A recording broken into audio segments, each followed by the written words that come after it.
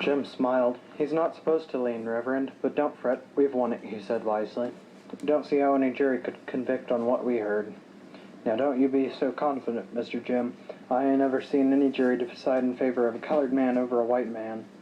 But Jim took exception to Reverend Sykes, and we were subjected to a lengthy review of the evidence with Jim's ideas on the law regarding rape. It wasn't rape if she let you. She had to be 18, in Alabama, that is. In Mayo, it was 19.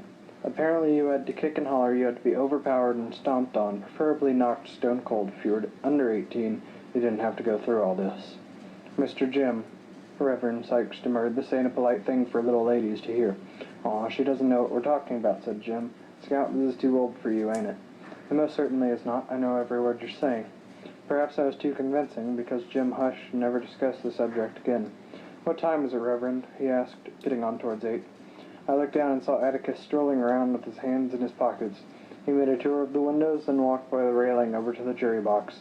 He looked in it, inspected Judge Taylor on his throne, then went back to where he started. I caught his eye and waved to him. He acknowledged my salute with a nod and resumed his tour. Mr. Gilmer was standing at the windows, talking to Mr. Underwood. Bert, the court reporter, was chain-smoking. He sat back with his feet on the table. But the officers of the court, the ones present, Atticus, Mr. Gilmer, Judge Taylor, sound asleep, and Bert, were the only ones whose behavior seemed normal. I had never seen a packed courtroom so still. Sometimes a baby would cry out fretfully, and a child would scurry out, but the grown people sat as if they were in church.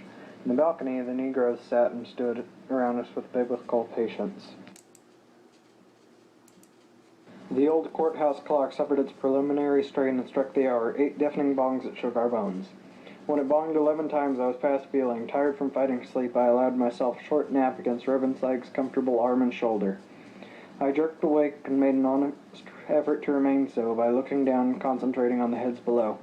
There were 16 bald ones, 14 men that could pass for redheads, 40 heads varying between brown and black, and I remembered something Jim once explained to me when he went through a brief period of physical research.